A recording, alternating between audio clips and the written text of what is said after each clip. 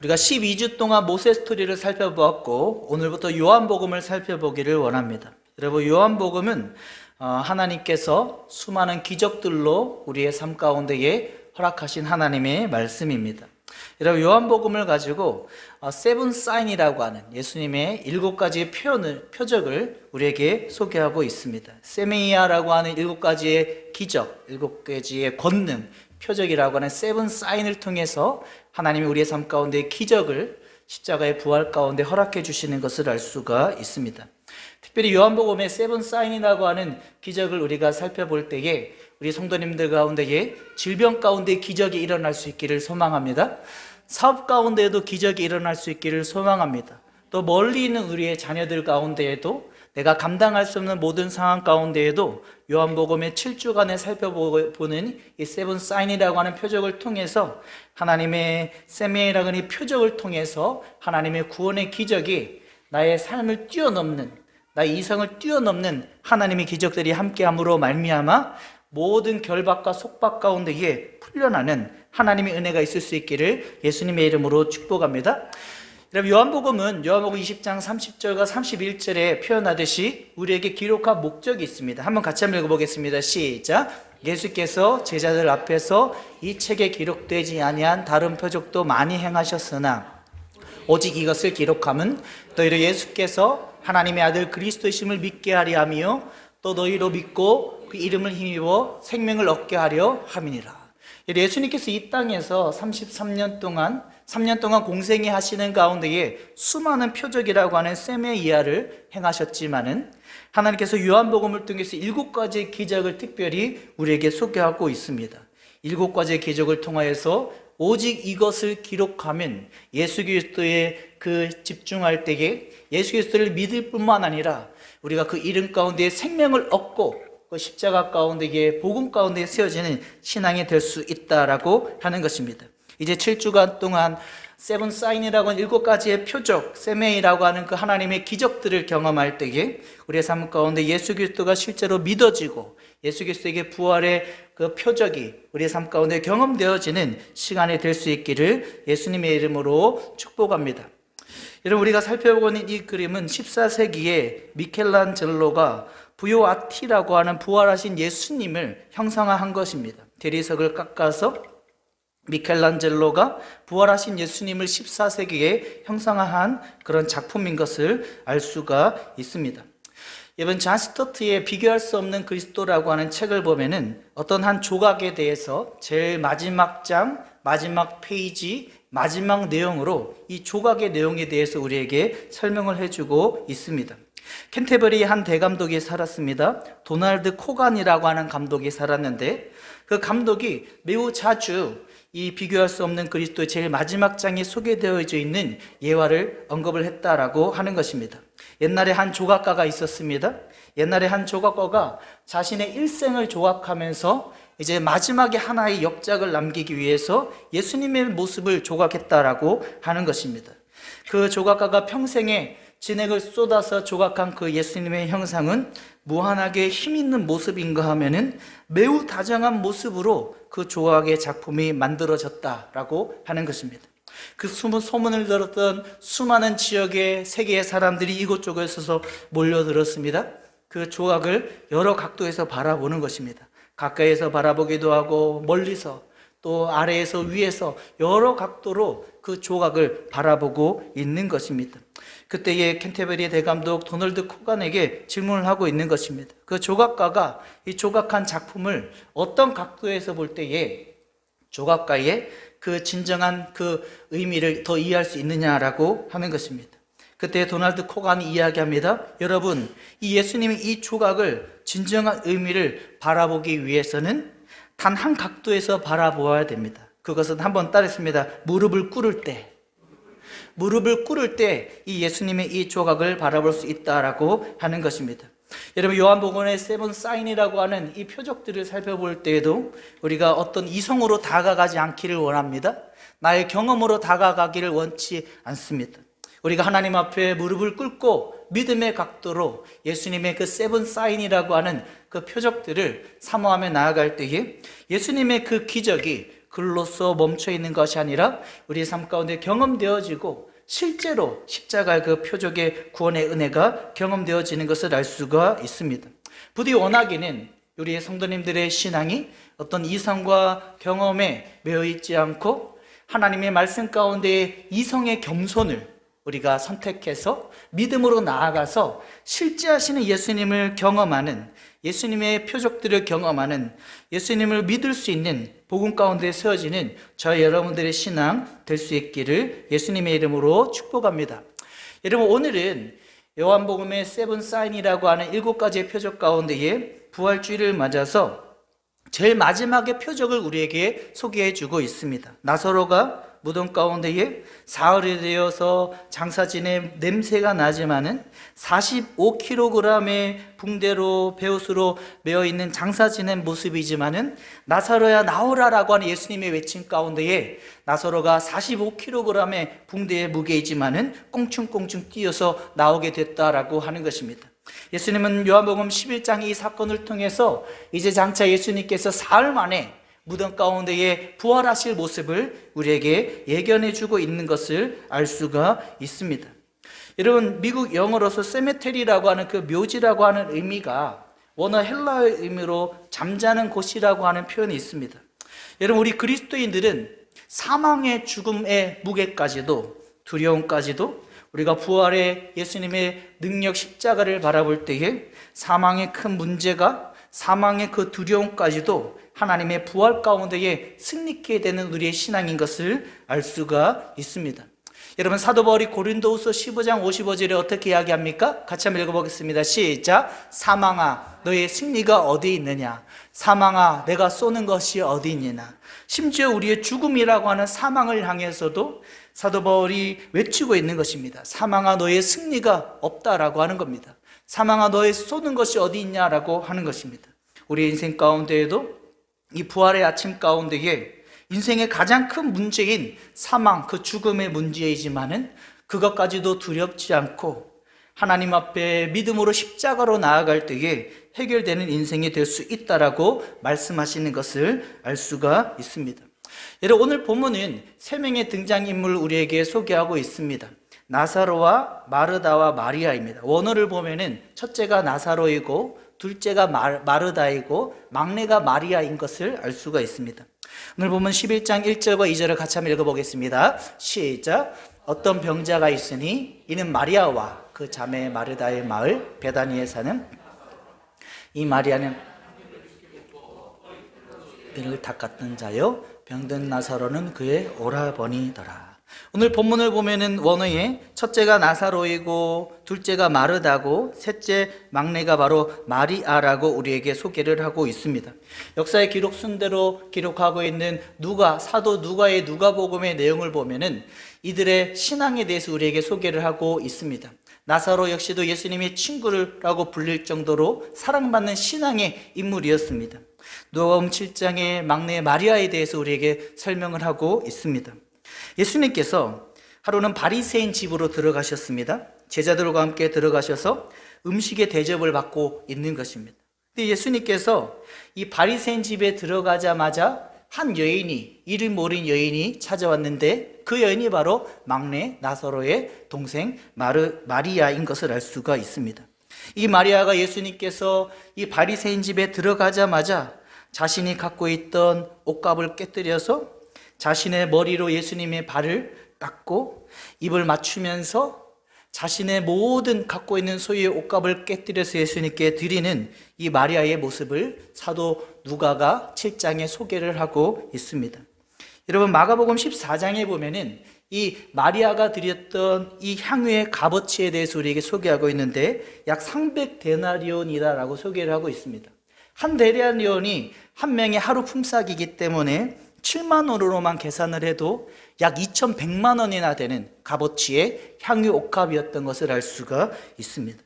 어쩌면 이 막내 마리아는 자신의 결혼의 자금으로 평생에 모았던 한 방울 한 방울의 향유였던 것을 알 수가 있습니다.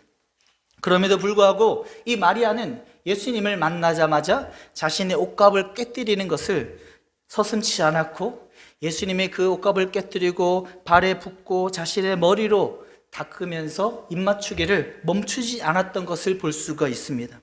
여러분, 얼마나 이 막내 마리아의 셋째의 모습의 신앙이 대단합니까? 우리의 신앙보다도 더욱더 뛰어나고 더욱더 깊은 신앙의 모습이 바로 마리아의 신앙이었던 것을 알 수가 있습니다.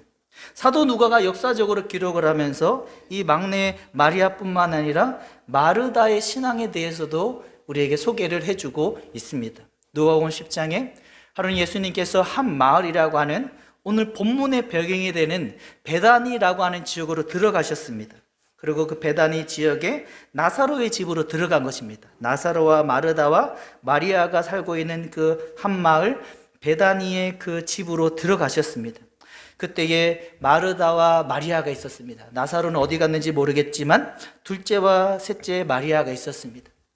예수님께서 그 마을에 들어오자마자 마르다가 마리아가 예수님을 그 자신의 집으로 모셔드리고 마르다가 열심히 일을 하는 겁니다. 예수님께 맛있는 음식을 대접하기 위해서 자신의 신앙의 열심으로 믿음으로 예수님을 대접하는 이 마르다의 모습을 볼 수가 있습니다. 마리아는 어떻습니까? 예수님의 발치에 가만히 앉아서 예수님의 음성을 계속해서 듣는 것입니다. 예수님께서 이 마르다와 마리아의 신앙을 두고 예수님께서 예수님의 가까이 하며 말씀을 듣는 것이 더 좋은 믿음이라고 설명을 하셨습니다. 어쨌든 이 마르다와 마리아의 신앙을 볼 때 어떻습니까? 정말 신앙의 믿음에 열심히 있었던 인물이 바로 둘째 마르다였고 막내 마리아는 예수님의 음성을 듣기에 열심을 가졌던 신앙이었던 것을 알 수가 있습니다. 하지만 오늘 본문을 볼 때 이들은 부활 신앙이 없었습니다. 마지막 때에 우리가 부활할 것은 믿지만은 하루하루 오늘 말씀의 제목과 같이 부활을 살아가는, 내가 나의 인생의 마침표를 찍지 않고 하루하루 순간순간 믿음으로 살아가는 신앙이 부족했던 것을 알 수가 있습니다. 오늘 요한복음 11장 1절에서 시작된 예수님은 우리가 팔레스틴 그 지도를 볼 때에 예루살렘에 먼저 계셨습니다. 여러분, 예루살렘이 잘 보이지 않지만은 확대하면 예루살렘이 여기입니다.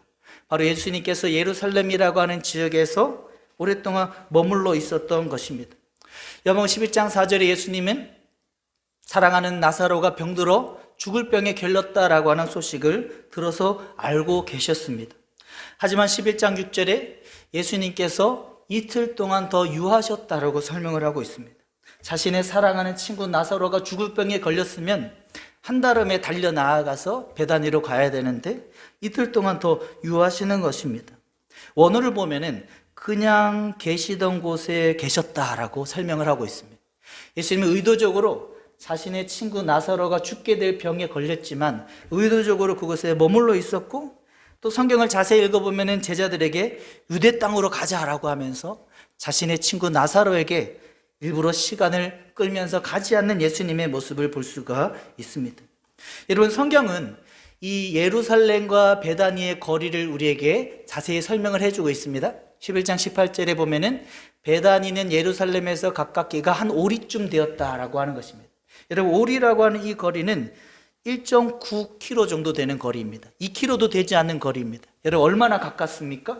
몇 시간만 걸어가도 예루살렘에서 베다니로 충분히 빨리 갈 수 있는 거리다라고 하는 것입니다.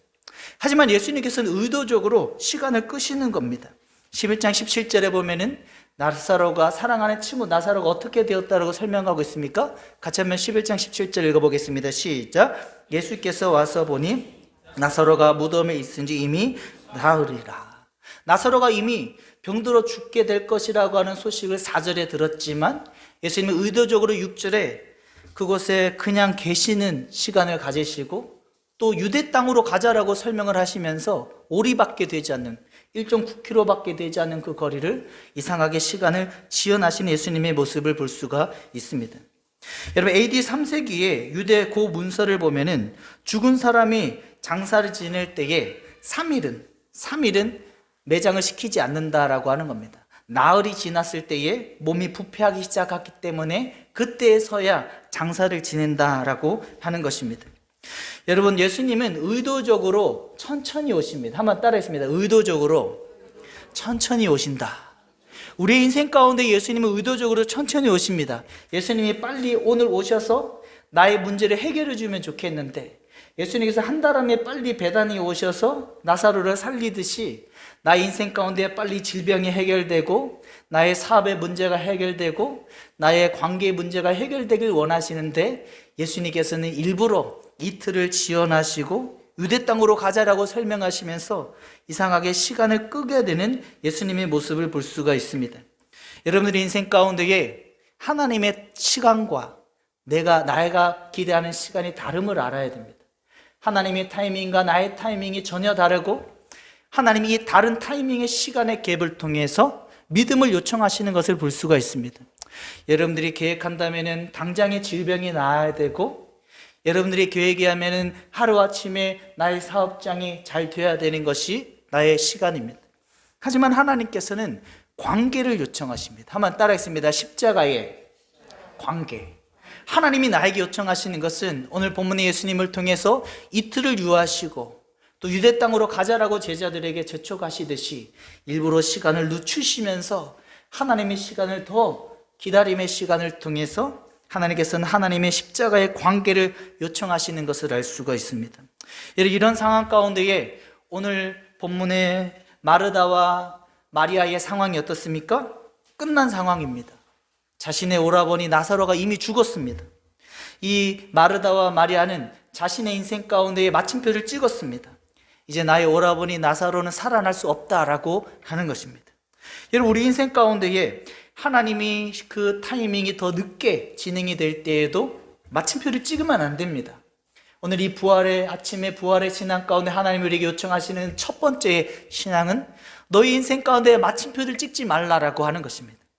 마크 베터슨의 표현과 같이 내가 나의 인생 가운데에 쉽게 마침표를 찍지 말고 부활하신 예수님을 바라보며 믿음으로 나아갈 때에 이미 끝난 나사로를 살려주시는 기적을 경험하게 해주시듯이 나의 시간이 아니라 하나님의 시간이 되었을 때에 하나님께서는 만나와 메추라기의 은혜를 경험하게 해주시고, 하나님께서는 치유의 은혜를 경험하게 해주시고, 믿음 가운데 그 부활의 하나님의 세븐 사인이라고 하는 그 표적을 세미야라고 하는 하나님의 기적을 경험하게 해주신다라고 하는 겁니다.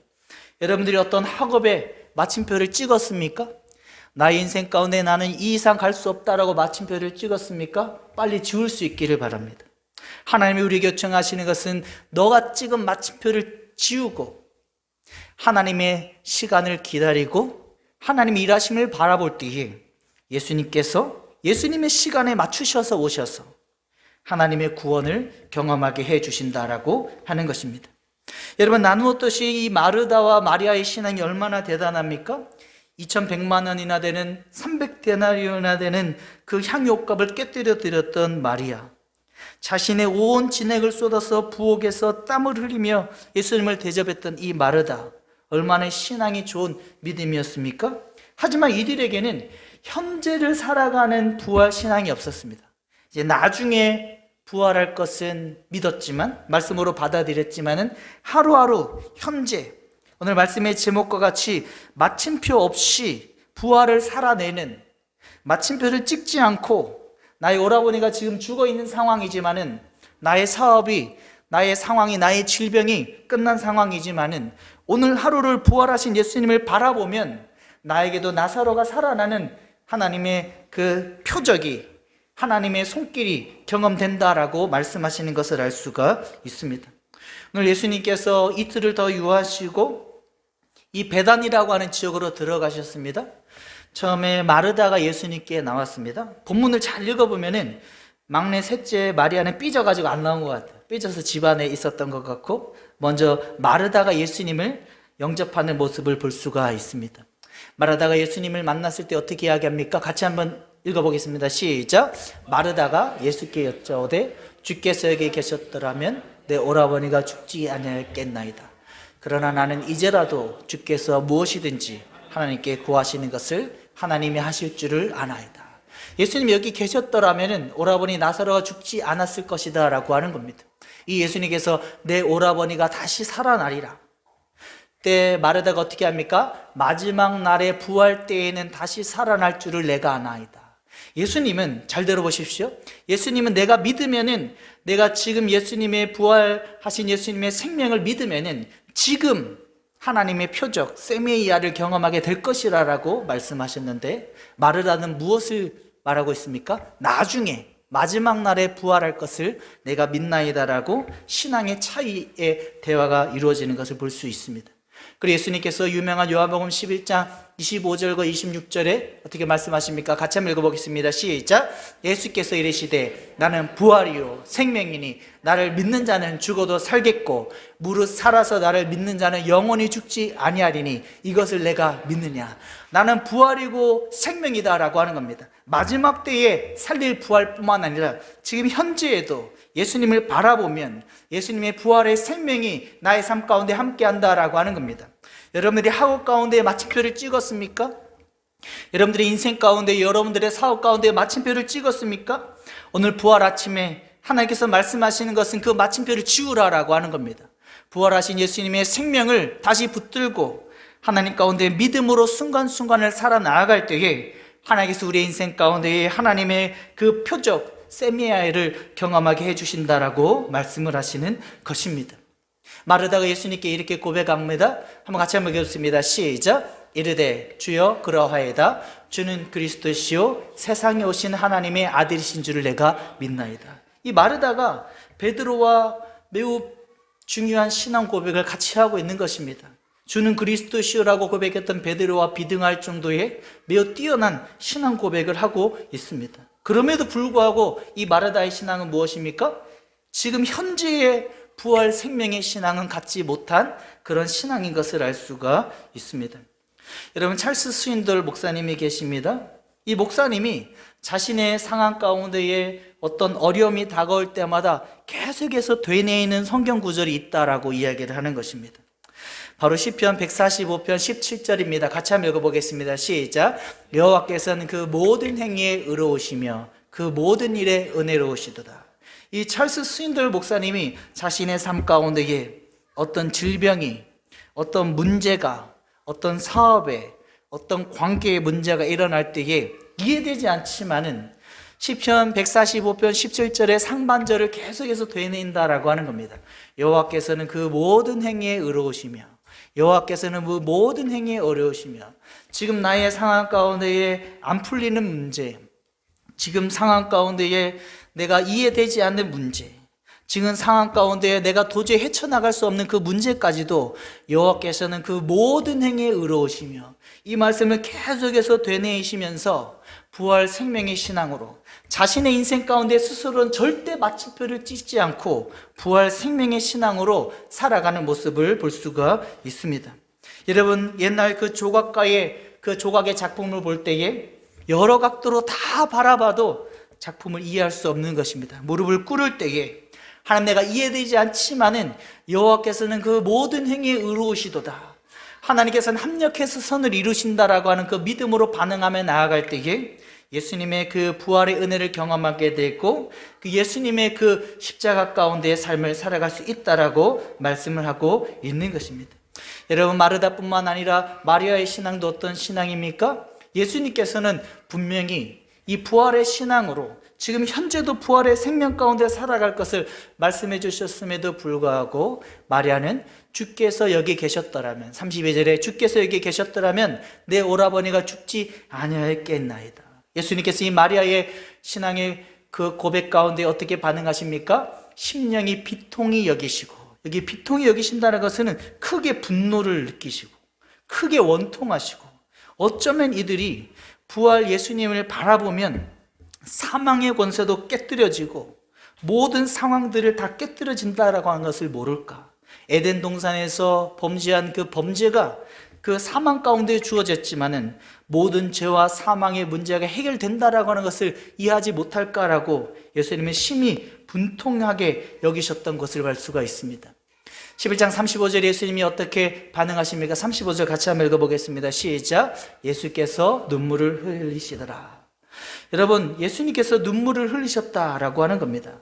영어로는 Jesus wept라고 하는 두 단어로 되어 있고 헬라어로는 에다크레센호 에수스라고 하는 표현으로 되어져 있습니다. 예수님께서 조용히 눈물을 흘리셨다라고 하는 겁니다. 예루살렘을 향해서 크게 분통히 외치시며 운 모습도 있었지만은 오늘 본문에 예수님께서 너무 분통히 여기시고 조용히 눈물을 주룩 흘리시는 예수님의 모습을 볼 수 있다라고 하는 겁니다.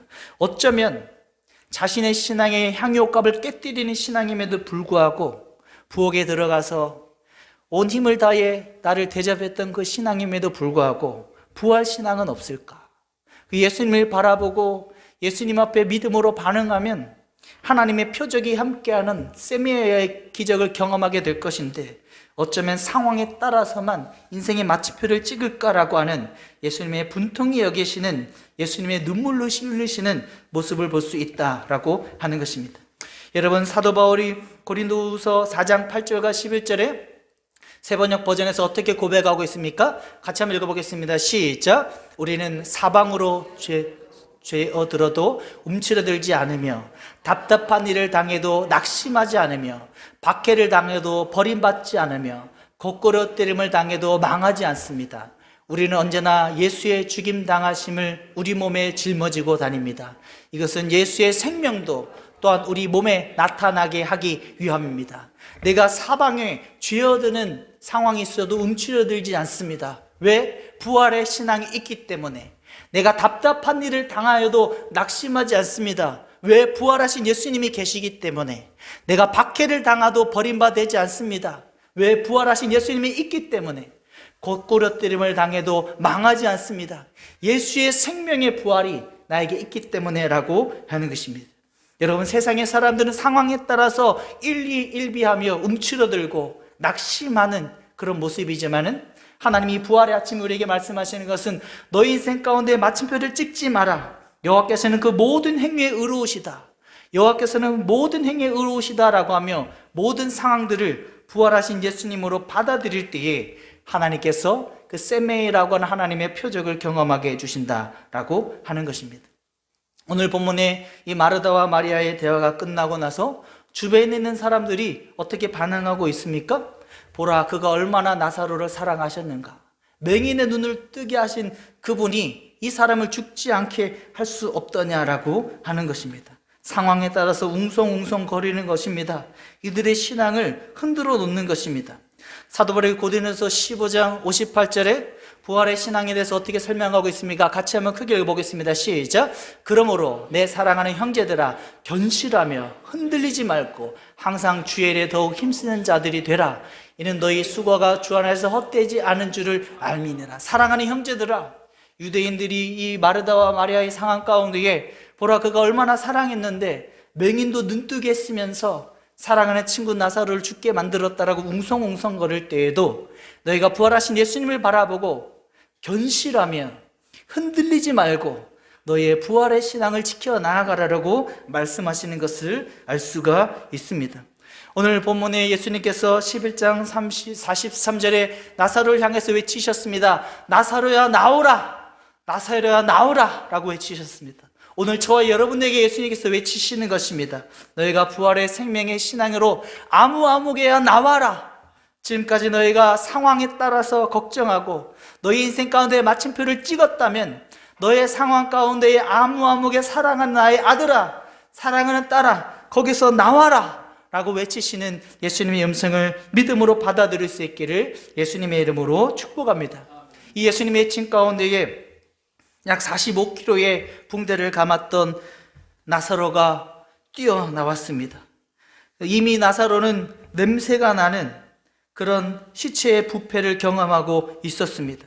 우리 인생 가운데 어떻습니까? 냄새라고 하는 오감에 의해서도 이해되지 않는 상황이 나에게 벌어진다고 하여도, 어쩌면 나에게 들려오는 신앙이 죽은 나사로와 같이 희망이 없다고 하여도, 내가 오감으로 보아지는 상황이 내가 냄새나는 나사로의 상황과 같이 하나의 희망도 바랄 수 없는 상황이라고 할지라도 오늘 예수님께서 요한복음의 마지막 7번째 나사로의 표적을 통해서 우리에게 말씀하시는 것입니다. 거기서 나와라, 부활의 생명의 신앙을 붙들어라 라고 말씀을 하시는 것입니다. 상황에 들려오고 상황에 보이고 심지어 썩은 냄새나는 나사로와 같은 상황이 나에게 다가온다 할지라도 거기서 나와라 라고 외치시는 예수님의 모습을 볼 수가 있습니다. 로마서 8장 2절에 예수님의 그 십자가의 은혜 가운데에 하나님께서 우리에게 이렇게 말씀하시는 것입니다. 같이 한번 읽어보겠습니다. 시작. 이는 그리스도 예수 안에 있는 생명의 성령의 법이 죄와 사망의 법에서 너를 해방하였습니다. 너희 인생 가운데 썩은 냄새나는 나사로와 같은 오감 가운데에 보이는 것도 희망이 없고 들리는 것도 희망이 없는 상황이라고 할지라도 오감을 뛰어넘어 부패한 나사로를 뛰어나오게 만드신 예수님의 세미야의 표적의 은혜를 믿음으로 바라볼 수 있는, 부활 생명을 경험할 수 있는 저와 여러분들 모두 다 될 수 있기를 예수님의 이름으로 축복합니다. 교회 전승에 하면은 이후에 나사로와 마르다와 마리아는 사이프로 섬으로 들어갔다라고 하는 겁니다. 사이프로 섬으로 들어가서 나사로는 키티온이라고 하는 그 지역에서 첫 주교로, 그 신앙의 모습으로 교훈하는 자로 이가 살게 되었고, 나사로가 죽음 가운데에 일어난 이후에 30여 년 동안 신앙의 모습으로 섬기다가 이 땅에서 소명의 인생을 다했다라고 설명을 하고 있습니다. 오늘 하나님께서 요한복음의 7가지의 세븐 사인의 표적을 통해서 우리에게 말씀을 하고 있는 것입니다. 사랑하는 자야, 너희가 지금까지 너희의 신앙을 이성으로 바라보았느냐? 너희의 신앙을 지금까지 경험으로 바라보았느냐? 겸손히 무릎을 꿇어라. 겸손히 믿음으로 하나님의 말씀을 붙들어라. 그래야 할 때에 참 예수님을 경험하게 된다라고 하는 것입니다. 여러분들의 이성에 매여 있지 마십시오. 작은 지중해, 그 망망대해 지중해를 작은 조개로 뜨려고 하는 그런 이성에 머물러 있는 신앙이 아니기를 원합니다. 나의 경험 가운데 매여 있는 신앙이 아니기를 원합니다. 예수님께서 오늘 우리에게 말씀하시는 것입니다. 무릎을 꿇어라. 그리고 부활 신앙을 사모해라. 거기서 나와라 라고 외치시는 예수님의 음성을 믿음으로 받아들일 수 있기를 예수님의 이름으로 축복합니다. 나의 오감 가운데 냄새나는 썩어있는 나사로의 상황이라고 할지라도 오감 가운데에 들려오는 소리가 희망이 없고 또 보이는 상황이 절망 가운데 있다 할지라도 나사로가 냄새나는 가운데에도 뛰어서 나왔듯이 하나님의 그 세미야의 표적을 경험할 수 있는 저 여러분들 모두 다 될 수 있기를 예수님의 이름으로 축복합니다. 찰스 스윈들 목사님의 고백과 같이 나의 상황 가운데 이해되지 않는 상황이 다가오고 반복될 때에도 시편 145편 17절의 상반절을 되뇌일기를 원합니다. 여호와께서는 그 모든 행위에 의로우시며 여호와께서는 그 모든 행위에 의로우시며 내가 이해되지 않는, 내가 불평을 가질 수 있는 모든 상황 가운데에 여호와께서는 의로우시며 하나님의 계획을 진행해 나아가시고 있다라고 하는 것입니다. 오늘 이 부활 아침에 하나님께서 딱 한 가지를 말씀하셨습니다. 너희 인생 가운데 마침표를 스스로 찍지 마라. 나사로가 죽어있는 오감 가운데도 이어지지 않는 상황이라 할지라도 너희 인생의 학업에, 사업에, 너의 관계에 모든 상황 가운데 마침표를 찍지 말라라고 하는 겁니다. 부활을 살라라고 하는 겁니다. 부활 생명하신 예수님의 세미야의 표적을 기대하고 예수님 앞에, 예수님 나는 나중에 부활도 믿지만은 나는 순간순간 현재의 부활도 믿습니다라고 하는 믿음으로 반응하며 나아갈 때에 냄새나는 그 나사로가 뛰어서 나왔듯이 하나님의 기적을 경험하게 되는 것입니다. 혹 질병을 경험하고 있는 우리 성도님들, 나는 희망이 없다라고 어려운 치료 가운데에 경험하고 있는 시간이지만은 마침표를 찍지 마십시오. 우리 성도님들 사업장 가운데에 내가 이제 희망이 없다, 나에게는 이제 일어설 힘이 없다라고 판단될 때에도 마침표를 찍지 마십시오. 여러분들의 인생 가운데에 지금 내가 준비한, 경험한 모든 것들이 적다라고 해서 여러분들의 인생의 한계의 마침표를 찍지 마십시오. 하나님께서는 세븐 사인의 세미야의 표적의 은혜를 예비해 두고 계십니다. 오늘 이 부활의 아침에 마지막 때의 부활도 우리가 바라보지만은 현재도 믿음의 부활로 바라봄으로 말미암아 현재 순간순간을 여호와께서는 그 모든 행위에 의로우시며 여호와께서는 그 모든 행위에 의로우시며 라고 하며 모든 상황을 십자가의 복음 가운데 바라보고 받아들이고 순종함으로 말미암아 하나님의 부활의 은혜를 경험할 수 있는 저희 여러분들 모두 다 될 수 있기를 예수님의 이름으로 축복합니다. 아멘. 함께 찬양하겠습니다. 생명과 바꾼 주의 사랑을 잊지 않게 하소서. 함께 찬양하면서 오늘 들었던 말씀들을 붙들고 함께 합심해서 기도하며 믿음으로 받아들일 시간을 갖기를 원합니다. 생명과 바꾼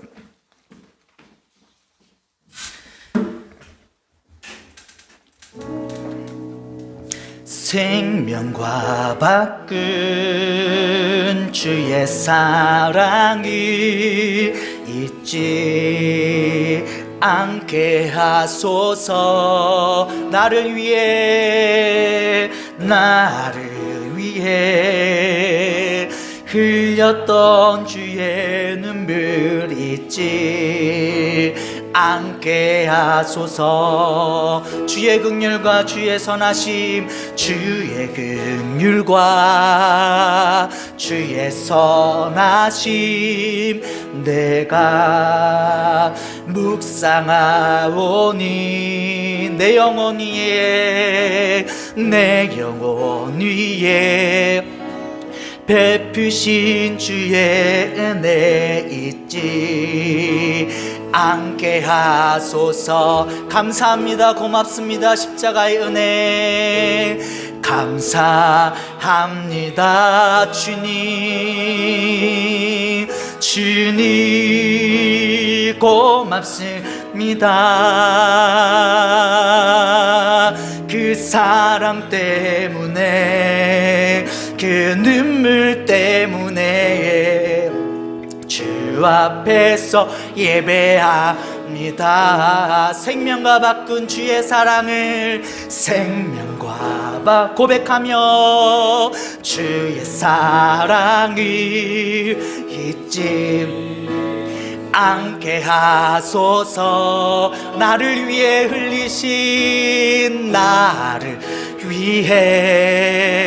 흘렸던 주의 눈물 잊지 않게 하소서. 주의 긍휼과 주의 선하심, 주의 긍휼과 주의 선하심 내가 묵상하오니 내 영혼 위에 베푸신 주의 은혜 잊지 않게 십자가의 은혜 감사하고 고맙습니다. 감사합니다. 주님 고맙습니다. 그 사랑 때문에, 그 눈물 때문에 주 앞에서 예배합니다. 감사합니다. 주님 고맙습니다. 감사합니다. 주님 고맙습니다. 그 사랑 때문에, 그 눈물 때문에 주 앞에서 우리 한 번 더 찬양하겠습니다. 생명과 바꾼 주의 사랑을, 생명과 바꾼 주의 사랑을 잊지 않게 하소서. 나를 위해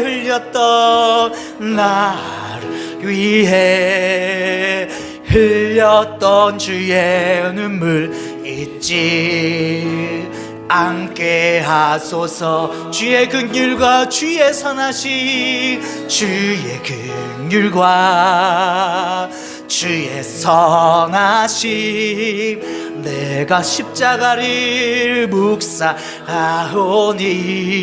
내 영혼 위에